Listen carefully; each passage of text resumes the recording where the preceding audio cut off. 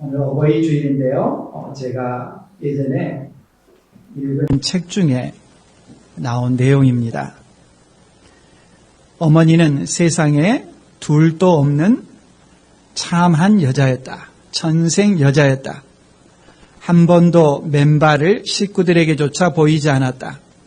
언제나 흰 양말을 신고 아버지와 자식들을 위해 말없이 종종 걸음을 쳤다. 상 위에 자신의 밥그릇도 올려놓지 못하고 늘 상 밑에 놓고 먹었다. 김치나 나물에만 젓가락을 댈 뿐 아버지나 자식들 앞에 놓인 고기나 생선엔 손도 대지 않았다. 어머니가 나물만 좋아하는 줄 알았다. 몇 년 전 처음 뷔페에 갔을 때까지 어머니는 접시에 오직 고기만을 하나 가득 담아오셨다. 한 접시를 비우고 또 한 접시를 가득 넘치게 담았다. 어머니, 조금씩 자주 담아다 드세요. 그리고 이런 곳에선 생선회나 색다른 걸 먹는 게 좋아요. 그러나 어머니는 나는 고기가 좋다. 결국 두 번째 접시의 고기는 다 먹지 못했다.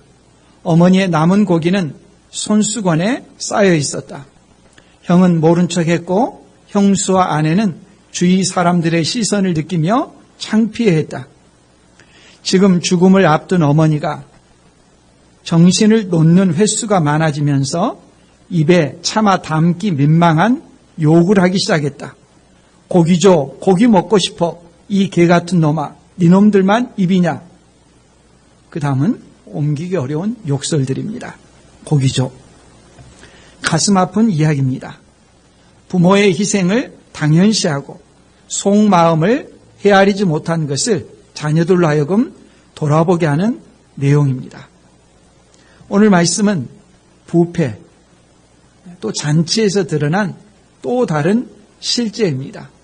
같은 내용을 반복하지 않기 위해서 우리는 이 말씀을 주의 깊게 살펴야 할 것입니다. 예수님께서는 하나님 나라, 천국에 대해서 우리에게 말씀해 주시는데 우리는 천국을 가보지 않았고 상상하기도 어렵습니다. 천국에 대해서 우리가 비슷하게 생각할 수 있는 이 세상에 가장 비슷한 개념으로 전달하고 설명하려고 하는 이미지가 잔치입니다.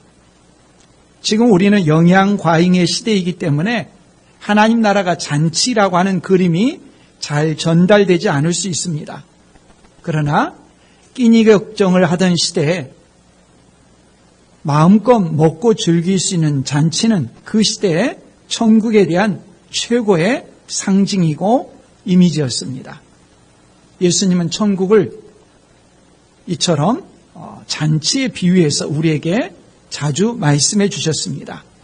잔치 가운데서도 가장 성대한 잔치는 혼인잔치입니다. 예수님께서 오늘 천국 잔치 비유를 하시는 이유는 종교 지도자들이 예수님께 와서 예수님의 권위의 출처에 대해서 질문했기 때문에 그 답으로 주신 것입니다. 세 가지 비유를 연달아 주셨죠. 첫 번째는 두 아들의 비유, 두 번째는 포도원 농부의 비유, 그리고 오늘 세 번째 천국 잔치 비유입니다. 지난주 포도원 농부 비유에서는 이스라엘 종교 지도자들의 죄에 초점을 맞췄지만 오늘 천국 혼인잔치 비유에서는 이스라엘 민족 전체로 확장시켜서 말씀합니다. 비유이기 때문에 비유라고 하는 것은 천국은 무엇과 같다. 무엇과 같다는 그 비유된 말에 주의를 해야지 비유를 알 수 있습니다. 막연히 잔치이기 때문에 자신이 좋아하는 요리가 나오느냐, 셰프가 누구냐, 어떤 형식이냐, 뷔페냐, 서빙이냐, 이런 것은 전혀 관심사가 아닙니다. 뭘 비유하느냐는 것이 핵심이죠. 2절에 보니까 천국은 마치 자기 아들을 위하여 혼인잔치를 베푼 어떤 임금과 같으니, 잔치를 베푼 임금과 같은, 임금의 어떤 면이 천국의 특징을 보여주느냐 하는 것을 우리가 주목하라는 것이죠. 천국 혼인잔치를 베푼 임금의 모습을 통해 천국의 특징으로 우리가 알 수 있는 것. 오늘 두 가지 내용을 중심으로 살펴보려고 하는데요. 첫 번째는 하나님은 은혜로우시며 공의로우신 분이라는 사실입니다. 또 하나는 하나님의 은혜는 인간의 책임을 배제하지 않는다는 것입니다. 이 두 가지 내용을 중심으로 이 혼인잔치 비유를 살펴보겠습니다. 3절, 그 종들을 보내어 그 청한 사람들을 혼인잔치에 오라 하였더니, 임금이 잔치를 벌이고 사람들을 초청한 것입니다. 임금은 주권자이기 때문에 임금의 말은 곧 법입니다. 전제국가 시대에 임금이 말하면 신하나 백성들은 즉각 들어야 합니다. 목숨을 거는 일입니다. 아무 때나 오라고 하면 와야 되고 가라고 하면 가야 합니다. 이유가 없어도 그렇게 하라고 하면 해야 되죠. 연암 박지원이 쓴 열하일기라고 하는 책에 보면 청나라 건룡 황제의 70세 생일을 축하하기 위해서 조선 사절단으로 북경에 가죠. 그런데 건룡 황제가 황제의 사냥터인 열하로 떠났다는 것입니다. 가기 싫은 길이지만은 조선의 미래가 그들의 어깨에 달려있다고 해도 과언이 아니죠. 200km를 고생하며 다시 또 황제의 생일을 축하하기 위해서 갑니다. 더 이전의 시대는 말할 나위 없죠. 황제의 비유를 건드린다는 것은 목숨을 내놓는 일입니다. 그런데 이 임금은 사람들을 강압하지 않았습니다. 정중하게 사람들을 초청하는 방식을 사용했습니다. 하나님의 은혜를 보여주는 그림입니다. 보통 사람이라도 혼인잔치는 즉흥적으로 하지 않습니다. 임금의 아들 결혼식이라면 더 그렇습니다. 미리 날짜를 정하고 초대할 손님을 정하고 그에 맞춰 음식도 풍성하게 준비합니다. 더욱이 임금의 아들 결혼식은 정치적인 의미가 담겨 있습니다. 단순히 잔치만 하는 것이 아니라 정치적인 이슈들이 다루어지는 자리입니다. 초대받는 사람도 엄격하게 대상이 제한되고 경비도 삼엄합니다. 임금의 아들 혼인잔치는 갑자기 내일 하자는 식으로 행하지 않습니다.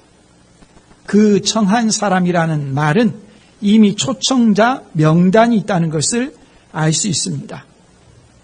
미리 초청자 명단을 가지고 그 대상자들에게 알려주었고 대상자들은 자신이 초청받았다는 사실을 알고 있습니다. 영광스러운 것이죠. 처음 초청할 때는 아직 날짜가 정해지지 않은 상태로서 초청을 받은 사람들은 그 초청을 수락했습니다. 이제 드디어 혼인잔치 날짜가 정해졌습니다. 임금은 종들을 보내서 그 초청 명단에 있었던 사람들, 수락했던 사람들에게 오도록 했습니다. 그런데 이 초청받은 사실을 알고 있고 이제 혼인잔치에 참여한다는 사실을 전달받은 사람들이 엉뚱한 반응을 합니다. 오기를 싫어하거늘. 혼인잔치에 참석하지 않겠다는 것입니다. 게으른 것이 아니라 이 싫어하거늘이라는 말은 의지의 표현입니다. 원문에 보면은 반복해서 그 싫다는 것을 표현하는 그런 시제로 표현하고 있습니다. 싫어요, 싫어요, 정말 싫어요 하는 것과 같습니다. 내가 왜 임금의 아들 혼인잔치에 가야 되느냐? 임금이면 임금이지 왜 나를 오라 가라 하느냐? 한 끼 먹는다고 인생이 달라지느냐? 난 그렇게 살고 싶지 않다. 내 할 일 많다. 나는 싫다. 그런 식의 생각을 예상할 수 있습니다. 임금의 초청을 거절했습니다. 임금은 자신이 초청한 사람들이 잔치 참석을 거절했다는 소식을 들었습니다. 임금의 주변 사람들은 임금이 거절한 그 사람들을 심판할 것이라고 예상할 것입니다. 이 임금은 사람들의 상상과 다르게 놀라운 자비를 보여줍니다. 그 사람들에게 역정을 내지 않고 다시 또 종들을 보냅니다. 하나님의 은혜의 모습입니다. 임금은 먼저 보냈던 종들과 다른 종들을 보내면서 그들에게 어떤 말을 해야 되는지 전달할 말도 알려줍니다.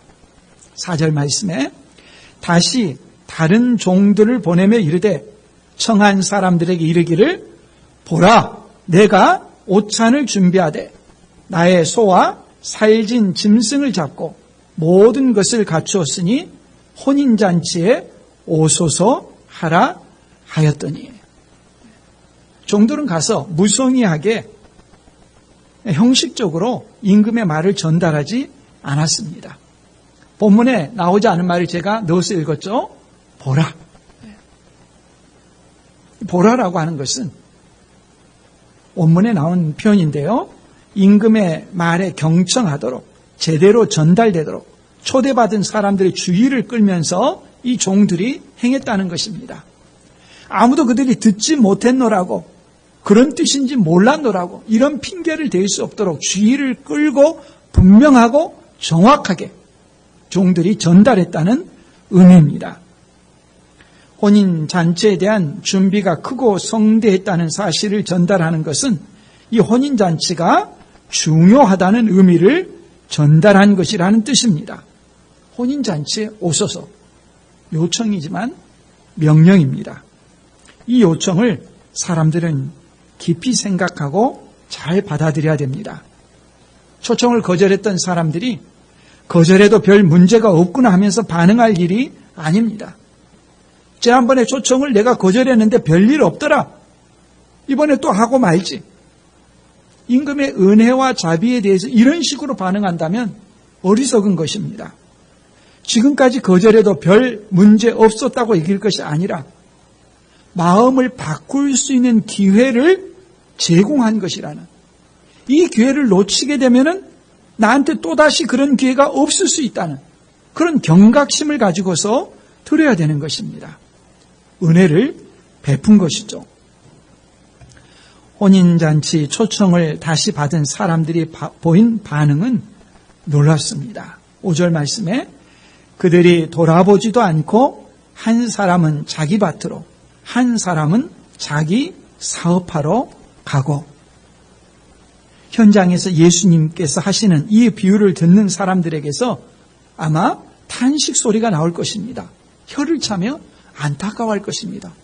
아니, 저런 간이 부은 사람이 있나? 임금이 초청을 하고 다시 또 정중하게 종들을 보냈는데 무슨 생각을 하고 거절한단 말인가? 초청을 거절하는 사람들의 생각은 확고했습니다. 전혀 참석할 뜻이 없는 것입니다. 혼인잔치 참석을 자기 시간의 낭비로 여깁니다. 그런 일에 자신의 삶을 드리고 싶지 않다는 것이죠. 무례한 것이고 무관심한 것이고 무시하는 대응입니다. 마치 전혀 초청받지 않은 사람들처럼 행동합니다. 임금의 초청을 거절한 이 사람들의 모습은 하나님께서 구약에서 선지자들을 부지런히 보내시고 회개하라고 했지만 거절했던 이스라엘의 모습을 보여주는 것이기도 합니다. 그뿐이 아니라 오늘 우리가 복음을 들고서 우리 주변에 있는 사람들에게 예수님을 믿으십시오, 회개하고 예수님을 믿고 구원을 받으십시오 요청했을 때 거절하는 것과 다르지 않습니다. 사람들은 복음 전도를 환영하지 않습니다. 모든 사람은 반드시 죽고 죽음 이후에는 심판이 있다는 엄연한 사실, 그러나 거기에 대한 해결책이 있고 예수님을 믿으면 우리가 죄값을 치른 것이 되고 용서받는다고, 영원한 생명을 얻는다고, 이 단순한 진리를 전해도 사람들이 받아들이지 않습니다. 왜 그럴까요?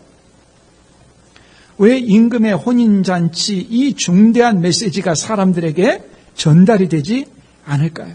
어떤 사람들은 전달하는 방식에 문제가 있다라고 이렇게 말합니다. 현대가 어떤 시대냐? 매스미디어가 얼마나 발달하고 있는데 사람들의 흥미를 끌 수 있는 방식으로 전달을 해야지 구태의연하게 똑같은 몇천 년 전부터 내려온 똑같은 방식의 말로서 어떻게 사람들에게 효과적으로 전달할 수 있겠느냐 이렇게 말합니다. 접근 방식을 다양하게 하고 그래서 미디어를 개발하고 다양한 루트를 통해서 사람들에게 복음을 전달하려고 하는 그런 시도를 합니다. 물론 일리가 있습니다. 어느 정도 영향이 있을 수 있습니다. 그러나 결정적인 이유는 결코 아닙니다. 왜 사람들이 잔치에 참여하라는 소식을 거부할까요? 왜 영원한 나라에 갈 수 있는 이 복음 전도를 사람들이 받아들이지 않을까요? 예수님께서 그 이유를 친히 말씀하셨습니다. 예수님이 사역을 하시면서 유대인들이 왜 예수님이 전하는 말씀을 받아들이지 않느냐? 친히 선포해 주셨습니다. 요한복음 8장 45절 말씀에 보면 내가 진리를 말함으로 너희가 나를 믿지 아니하는도다. 내가 진리를 말함으로 너희가 나를 믿지 아니하는도다. 얼마나 충격적인 고발입니까? 사실의 문제가 아니라는 것입니다. 진리의 문제가 아니라는 것입니다. 예수님께서 진리를 말하지 않아서 사람들이 거부하는 것이 아닙니다. 예수님은 진리이시고 예수님에게 나오는 모든 말씀도 진리입니다. 그런데도 사람들은 예수님을 믿지 않습니다. 이것이 문제입니다. 하나님께서 보내신 선지자들의 말씀도 거절할 수 없는 권위를 갖는데 그 선지자들의 말씀도 거절했습니다. 여호와의 말씀이 내게 임하여 가라사대 하나님께서 주시는 말씀을 선지자들이 그대로 대언했는데 사람들이 거절했습니다. 이제 더 이상의 권위가 없는 최종적인 권위이신 말씀이신 예수님 자신이 와서 진리를 증언했는데도 사람들은 받아들이지 않습니다. 진리인데도 최고의 권위인 예수님께서 전했는데도 사람들이 받아들이지 않는다고 합니다. 그렇다면 오늘 우리에게 복음 전도가 거절되는 것은 이상한 일이 아닙니다. 사람들의 관심은 진리가 아닙니다. 진리보다 더한 그들의 관심을 끄는 것이 있는 것이죠. 그러면 임금의 혼인잔치를 거들떠보지도 않는 사람들은 도대체 어디에 무엇에 관심을 가지고 있는 것일까요? 오늘 말씀해 보니까 한 사람은 자기 밭으로 한 사람은 자기 사업하러 가고 진리 대신에 그들의 관심이 어디에 있는가 하는 것을 적나라하게 보여주고 있습니다. 밭은 농업을 가리키고 사업은 상업이겠죠. 밭과 사업은 모든 직업을 가리키는 그런 표현입니다. 이들은 왕의 일보다 임금의 일보다 자신의 일과 직장을 더 중요하게 여겼습니다. 임금의 아들이 혼인잔치를 하거나 말거나 자신의 수입에 자기의 안전에 더 관심을 가졌습니다. 임금에 대한 모욕이죠. 미국의 유명한 존 파이퍼라고 하는 설교자이자 신학자인 분이 계십니다. 그분이 이번에 코로나19 바이러스와 그리스도라고 하는 책을 냈습니다. 그 책을 읽어보니까 이런 내용이 나옵니다. 머리 모양에 기울이는 관심보다 훨씬 덜한 관심을 창조주께 기울여 그분을 멸시하고 무시하고 불신하고 욕되게 하는 죄를 짓고 있다. 그것이 얼마나 불경스럽고 무례하고 가증한 일인가. 그 시대 그 사람들을 향한 말씀일 뿐 아니라 오늘 우리도 동일하다는 것을 알 수 있습니다. 우리의 생명과 안전을 누가 책임져 줍니까? 하나님이시죠. 그 시대에 생명과 안전을 책임지고 보장해주는 임금에 대한 무시입니다. 임금에 대한 그 초청을 거절한 사람들에 대해서 여기서 그치지 않고 6절에 보면 그 남은 자들은 종들을 잡아 모욕하고 죽이니라고 합니다. 그 남은 자들이라는 말은 농사하러 가지도 않고 사업하러 가지도 않은 사람들입니다. 그 남은 자들이 임금의 초청을 전하러 온 전령들을 어떻게 대느냐는 것입니다. 잡아 모욕하고 죽였다는 것입니다. 구약 이스라엘의 선지자들에 대한 박해의 모습을 요약해서 표현한 것이죠. 거듭 말씀드리지만 성경은 반복해서 우리들에게 경계합니다. 하나님의 말씀을 거절하는 것은 단회적인 거절로 끝나는 경우가 없습니다. 강도가 더 세지게 되어 있습니다. 더 강력하게 거역하게 되어 있습니다. 자기 안에서 계속해서 에스컬레이트 하게 됩니다.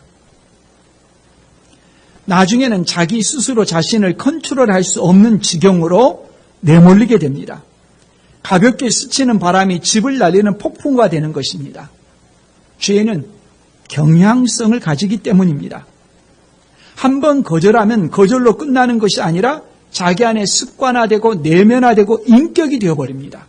이게 무서운 것입니다. 이 경험으로 알아야 합니다. 사람은 절대 아니오라고 단회적으로 거부하는 데서 그치지 않게 되어 있습니다.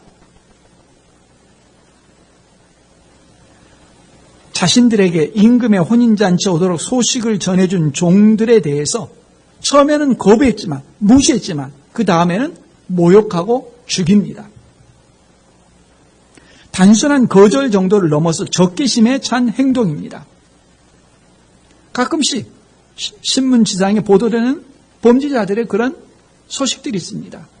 나도 어쩔 수가 없었다고. 자기가 그렇게 자기도 모르는 내적인 힘에 끌려가는 것입니다. 이런 무서운 죄의 실체가 자기 안에 있다는 것을 알아야 합니다. 분노에 치우쳐서 이 분노가 생활화되고 법칙화되고 나중에는 자기를 몰아가는 힘이 되어버립니다. 한번 아니오라고 끝나는 것이 아니라 이 아니오가 인격화되어 가지고 대적하는 모습으로 나오는 것, 무서운 것입니다.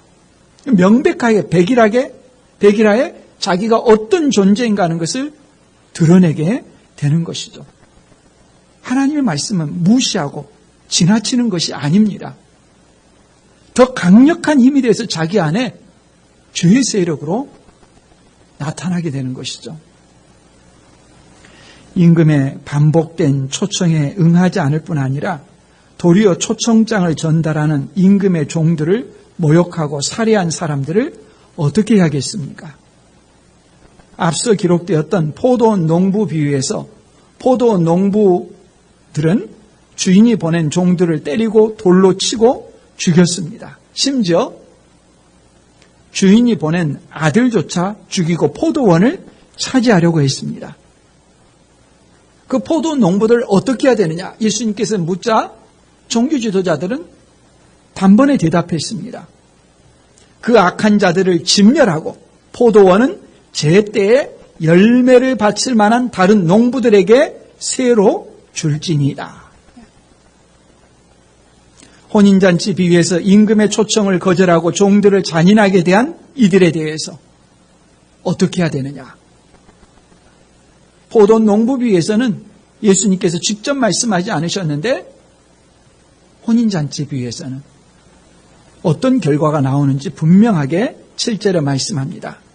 임금이 노하여 군대를 보내어 그 살인한 자들을 진멸하고 그 동네를 불사르고 임금이 진노했다고 합니다. 오래 참고 인내하던 임금이 마냥 끝까지 오래 참는 것이 아니라는 것을 가르쳐줍니다. 오랜 시간 참던 임금의 자비와 인내가 끝나는 지점이 있습니다. 제대로 된 나라는 임금이 자비할 뿐만 아니라 공의로 통치하는 나라입니다. 반드시 심판하는 때가 있습니다. 종교 지도자들조차 악한 자들을 진멸해야 된다고 말했습니다. 하나님은 은혜로우실 뿐 아니라 공의로우신 분입니다. 죄에 대해서 하나님께서 반응하시지 않는다면 하나님이 아닙니다. 하나님은 죄와 악에 대해서 반드시 진노하시는 것이 하나님의 본성입니다. 다만 하나님은 사랑이시고 자비하시기 때문에 오래 참고 계시는 것이죠. 지금도 하나님은 참고 계시는 중이시죠. 사도 바울은 그것을 일컬어 보라 지금은 은혜 받을 만한 때요, 보라 지금은 구원의 날이로다라고 말씀합니다. 비유의 상황으로 말하자면 하나님께서 우리들에게 두 번째 종을 보내서 우리에게 초청되었다는 사실을 알려주는 것과 같습니다. 자비로움을 베푸는 시간입니다. 그러나 하나님은 자비롭고 은혜로우실 뿐 아니라 공의로우신 분이라는 것을 우리가 잊지 않아야 됩니다. 거역하는 일들이 언제까지 계속되는 것이 아닙니다. 초청받은 자들이 반복해서 거역하자, 그들이 더 이상 돌이킬 기미가 없이 확고해지자, 그에 따라서 진노의 심판을 내렸습니다. 이 1부 순서입니다.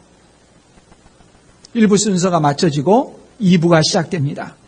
임금의 아들 혼인잔치는 예정대로 진행됩니다. 취소되지 않습니다. 그러면 초청을 거절한 사람들을 대신해서 누가 혼인잔치에 참석하느냐? 8절 이하에 나옵니다. 이에 종들에게 이르되 혼인잔치는 준비되었으나 청한 사람들은 합당하지 아니하니 네 거리 길에 가서 사람을 만나는 대로 혼인잔치에 청하여 오라 한대, 종들이 길에 나가 악한 자나 선한 자라 만나는 대로 모두 데려오니 혼인잔치에 손님들이 가득한지라.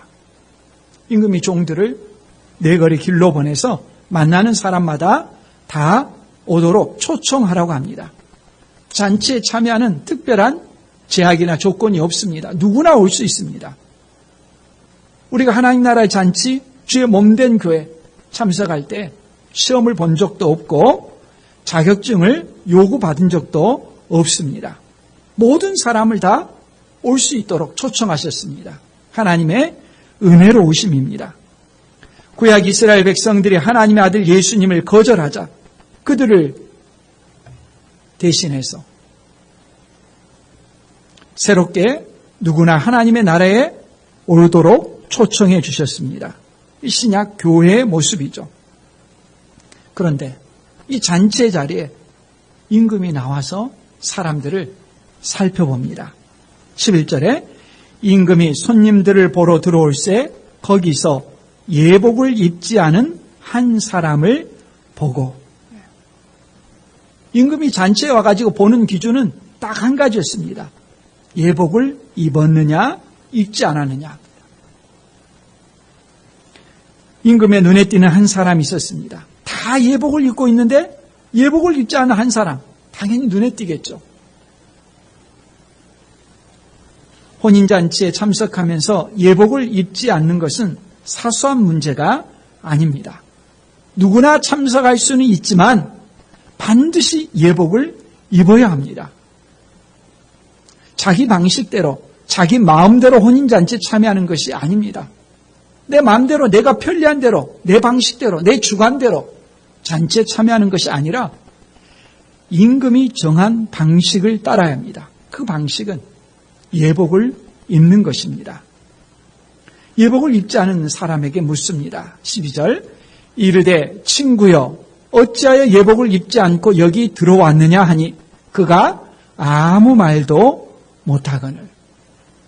친구여라고 하는 호칭에서 임금은 그 사람을 따뜻하게 대하고 싶은 것입니다. 호의를 가지고 묻습니다. 그러나 그 사람은 아무 말도 하지 못했습니다. 스스로 알기 때문입니다. 변명이 통하지 않는 자리라는 것을 알 수 있습니다. 예복을 입지 않은 것은 입지 않은 것으로 끝나지 않습니다. 중대한 결과가 뒤따릅니다. 먼저 번에 초청을 거절한 사람들에게 임했던 것과 같은 무시무시한 심판입니다. 13절, 임금이 사환들에게 말하되 그 손발을 묶어 바깥 어두운 데에 내던지라. 거기서 슬피 울며 이를 갈게 되리라 하니라. 혼인잔치에 참석했는데 예복을 입지 않은 사람을 꽁꽁 묶어서 바깥 어두운 데로 내던지라고 합니다. 전국의 이미지가 잔치였듯이 지옥의 이미지는 바깥 어두운 데입니다. 그냥 물리적으로 바깥이고 어둡다는 것이 아니라 하나님의 임재하심과 자비와 긍휼이 눈꼽만큼도 없는 곳, 어떤 미래에 대한 소망과 희망도 가질 수 없는 곳, 바깥 어두운 곳이라는 표현입니다. 그냥 바깥 어두운데 있기만 하면 되는 것이니까 별것 없겠지라고 생각하면 큰 오산입니다. 거기서 슬피 울며 이를 간다고 했습니다. 슬피 운다는 것은 감정을 느낀다는 것을 뜻하는 것이겠죠. 이를 가는 것으로 분노와 저주의 모습을 보여줍니다. 자신의 인생에 대해서 자신에게 주어진 모든 기회를 다 놓치고 자신의 삶에 무책임했던 모습에 대한 분노입니다.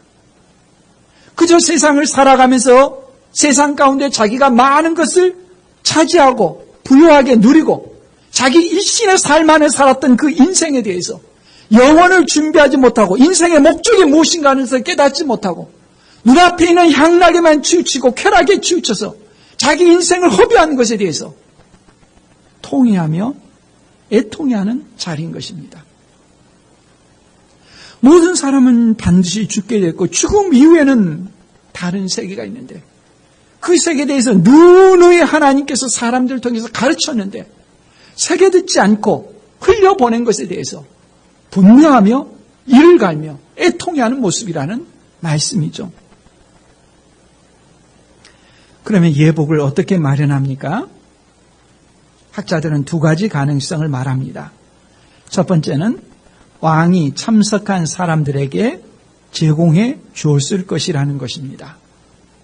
두 번째는 손님이 잔치에 합당하게 옷을 단정하고 깨끗하게 입고 와야 한다는 것입니다. 두 번째 견해에 대해서 사람들이 의아하게 생각할지 모릅니다. 임금이 종들을 보내서 사거리 길에서 사람들을 만나는 대로 초청했는데 언제 옷을 갈아입고 올 시간이 있겠느냐?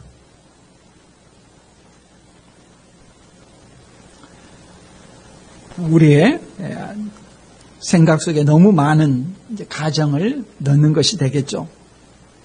분명한 것은 누구나 올 수 있지만 임금의 혼인잔치에 참석하기 위해서는 단정하고 깨끗하게 입고 와야 합니다.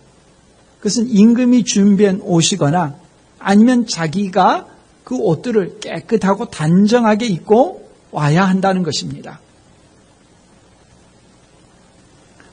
만일 아무렇게나 옷을 입고 혼인잔치에 참석한다면 초대한 임금에 대해서 그 잔치를 우습게 여기는 것이라고 할 것입니다. 세상에서도 무궁화 몇 개 품격이 있는 그런 호텔이라든지 그런 곳에서는 복장을 아무렇게 안 하면은 출입시키지 않습니다. 아무리 돈을 많이 낸다고 하더라도 허락을 하지 않습니다. 정해진 복장의 룰이 있습니다.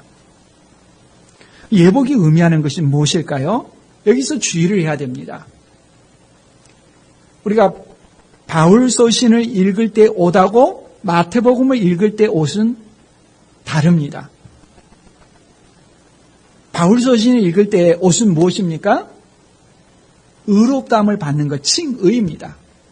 내가 어떤 존재인가 아무 상관없이 이 의롭다함의 옷을 입기만 하면 나오는 구원을 얻는다. 내 행위는 아무런 거기에 보탬이 되지 않는다. 그런 의미를 전달합니다. 아무리 내가 누추하고 보잘것없다 할지라도 그리스도의 의의 옷을 입기만 하면 의롭다함을 받습니다. 구원받은 것입니다. 바울 서신에서는 그런 개념을 전달하지만 마태복음에서는 의복의 개념이 다릅니다. 구원받은 자의 합당한 삶의 모습이라고 하는 의미를 전달해 줍니다. 열매 맺는 삶이다. 마태복음의 주된 표현은 열매죠. 무엇이 열매냐? 여러 번 말씀드리지만 하나님을 사랑하고 이웃을 사랑하는 삶입니다. 예복을 입지 않는 것은 잔치의 초청자에 대한 모욕이고 무시입니다. 예복을 입지 않고 잔치에 왔다는 것은 하나님 아버지의 뜻을 행하지 않으면서 구원을 얻으려는 사람들의 모습입니다. 누구나 교회에 왔지만 하나님의 말씀대로 살려는 모습이 없다고 한다면 그것은 예복이 없는 모습이라는 거죠. 세상에서는 유형 교회에 얼마든지 참석하고 활동할 수 있습니다. 얼마든지 교회에서 주도적으로 활동할 수 있고 지도적인 위치에 있을 수 있습니다. 그러나 예복이 없다면, 하나님을 사랑하고 이웃을 사랑하는 삶의 모습에 열매가 없다면 그것은 하나의 종교적인 외형에 불과하다는 것입니다. 앞서서 초대받았으나 참석하지 않아 심판받은 사람들이 열매 없는 이스라엘 백성이라면, 이막에서 새롭게 초대되어 온 사람들은 신약의 백성들입니다. 신약시대는 누구나 다 주님의 몸된 교회에 초청받아 들어올 수 있습니다. 그러나 왔다고 해서 끝이 아니라는 것입니다. 반드시 예복을 입어야 합니다. 이 예복은 예수님께 순종하는 사람들이죠. 누구나 초대받아 교회에 올 수 있습니다. 별 사람들이 다 있습니다. 그러나 궁극적으로 하나님 앞에 섰을 때 예복을 입었는가는 판정을 받는 날이 있다는 것을 우리에게 말씀합니다. 예수님을 믿습니까? 예, 주일에 교회 갑니다. 이게 다가 아니라는 것입니다. 일상의 삶에서 내가 하나님을 사랑하고 이웃을 사랑하는 삶인가? 증거가 나타난다는 것입니다. 자신의 삶에 있어서 하나님의 자녀로서의 열매가 있느냐? 그것을 묻고 있는 것입니다. 이 비유를 마무리하면서 14절 말씀에 청함을 받은 자는 많되 택함을 입은 자는 적으니라 라고 말씀합니다. 이 비유의 결론이죠. 누구에게나, 모든 사람에게나 다 초청장이 발송되었습니다. 누구나 교회에 올 수 있습니다. 누구나 다 교회에 왔지만 그것이 구원을 받았다는 궁극적인 증거가 되지는 않는다는 것입니다. 청함을 받은 자가 택함을 받은 증거의 모습으로 나타나야 된다는 말씀입니다. 이것을 소두에 말씀드린 대로 하나님의 주권과 인간의 책임이라고 합니다. 모순되지 않습니다. 하나님은 주권적으로 모든 사람을 구원하실 수 있습니다. 구원받은 사람은 반드시 구원의 열매가 나타납니다. 변화된 삶의 모습이 나타난다는 말씀이죠. 회개와 순종의 삶으로 반응한다는 것입니다. 오늘 말씀의 이 두 가지 주제를 우리가 기억했으면 좋겠습니다. 첫 번째는 하나님은 은혜와 자비가 풍성하실 뿐 아니라 공의로우신 분이라고 했습니다. 하나님의 은혜와 공의는 하나님 자신의 변할 수 없는 모습입니다. 기독교의 핵심 진리는 십자가입니다. 십자가는 하나님의 공의와 자비가 가장 극명하게 계시되는 자리입니다. 하나님은 공의로우신 분이기 때문에 반드시 죄에 대해서 묵과하실 수 없고 간과하실 수 없고 그냥 넘어가실 수 없고 죄에 대해서는 반드시 심판해야 됩니다. 우리에게 죄가 있습니까? 하나님은 공의로우신 분이기 때문에 우리의 죄를 반드시 심판하셔야 됩니다. 죄에 대해서 형벌하지 않는다면 그분은 하나님이 될 수 없는 것이죠. 그러나 또한 하나님은 은혜롭고 자비로우신 분이기 때문에 우리를 구원하기 원합니다. 하나님의 그 은혜로우심과 하나님의 그 공의로우심이 어떻게 해결될 수 있습니까? 그걸 보여주는 것이 그리스도의 십자가이죠. 예수님께서 우리 죄의 형벌을 대신해서 십자가에서 지시고 하나님의 진노의 형벌을 받아서 죽으셨습니다. 죽음으로 죄값이 치러졌죠. 아무리 큰 죄도 그 대가는 죽음입니다. 사형입니다. 그 이상의 형벌을 극형을 가할 수가 없습니다. 예수님께서 우리 죄의 형벌을 대신 지시고 하나님의 그 공의로우심에 따른 진노의 형벌을 담당하셨습니다. 그 예수님의 진노의 형벌이 내 것이 되는 방식은 무엇입니까? 예수님의 죽음이 나의 형벌을 대신한 죽음이라는 것을 믿는 것이라고 했죠. 믿음. 믿음은 보배로운 것입니다. 그 믿음으로 예수님의 것이 전부 내 것이 됩니다. 연합되어집니다. 예수 그리스도를 믿으면 하나님의 공의의 진노의 심판을 받아 내 죄값이 치러진 것이고 나는 그리스도와 연합됨으로 그리스도가 부활하실 때 나도 부활한 것이 되고 하나님의 자녀가 되는 권세를 누리게 되는 것이죠. 또한 오늘 말씀을 통해 두 번째 내용입니다. 하나님의 주권과 인간의 책임입니다. 우리를 구원하신 하나님의 은혜는 우리의 책임을 면제하지 않습니다. 오직 하나님의 은혜로만 우리가 예수 그리스도를 믿고 구원을 받는데 이것이 참다운 구원인가의 증거는 우리 안에 열매의 모습으로 나타나게 되어 있습니다. 무엇이 열매입니까? 변화된 삶입니다. 변화된 삶이 반드시 나타나게 되어 있습니다. 하나님 앞에 예복을 입은 모습입니다. 하나님은 N번방 범죄자거나 강력범이거나 무자비한 사업가거나 폭력적인 가장이거나 자녀를 방치한 무책임한 어머니이거나 세상에서 손가락질 당한 그 어떤 사람이라 할지라도 다 잔치로 초청하십니다. 누구나 그 잔치에 다 초대받고 참석할 수 있습니다. 하나님의 은혜로우심이고 자비로우심입니다. 그러나 하나님은 그렇게 초대받은 사람들을 그대로 내버려 두겠습니까? 하나님의 뜻은 변화입니다. 누구나 올 수 있지만 모든 사람을 다 받아들일 수 있지만 그들에게 요구하시는 것이 있습니다. 참석한 사람들은 결혼식 예복을 입어야 됩니다. 초청하신 분의 성품을 본받는 삶의 모습이 나타나야 됩니다. 변화입니다. 이 변화를 거부하겠다는 것은 예복을 입지 않겠다는 것입니다. 나는 내 방식대로 그냥 살아가겠다. 나한테 이래라 저래라 하지 말라. 예복을 입지 않겠다는 것입니다. 우리와 같은 사람을 주님이 받아들여셨을 때 그 은혜의 모습으로 반응해야 됩니다. 지난 금요일에 새벽기도에 그 매일 성경 본문이 시편 8편이었었죠. 하늘의 별들, 달들을 바라보면서 이 시편의 저자가 묵상에 빠집니다. 하늘의 별들이라는 그 캄캄한 시대의 별들이란 거 얼마나 반짝였습니까? 그 시대는 숭배의 대상이었죠. 천체가.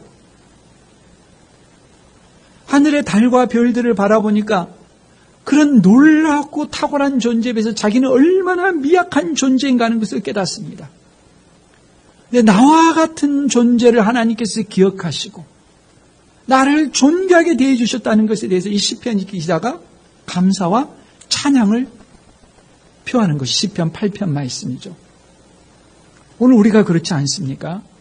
우리가 행한 삶의 방식과 우리 안에 그런 이기적인 삶의 방식과 죄악과 탐욕들을 본다면은 하나님께서 우리와 같은 자를 택해야 될 아무런 이유가 없고 하나님은 진노의 심판을 받아야 마땅합니다. 그런데 우리를 하나님께서 자비와 은혜로 대해주시고 독생자를 대신해서 십자가에서 진노의 심판을 받게 하시고 우리를 잔치에 참석하게 하셨다면 변하지 않는다는 것이 오히려 이상한 일이 아닙니까? 우리에게 주신 모든 것들이 이제 우리의 책임하에서 변화돼야 될 그런 기회입니다. 주님 앞에 섰을 때 우리가 어떻게 변화된 열매를 드러내느냐. 코로나19 바이러스로 나라에서 거저 각 가정마다 각 사람에게 무슨 재정을 지원한다고 합니다. 공짜로 주는 것이니까 우리가 마음껏 우리 자신을 위해서만 써야 될까요?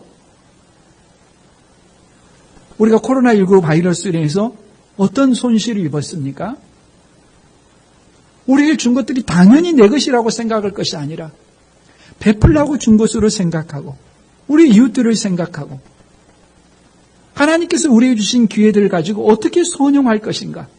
그리스도인이라면 주님을 닮은 모습으로서 당연하게 한 번 더 생각하고 하나님을 경외하고 이웃을 사랑하는 삶의 방식으로 삶의 모든 자리에서 반응하는 우리 모두가 될 수 있기를 바랍니다.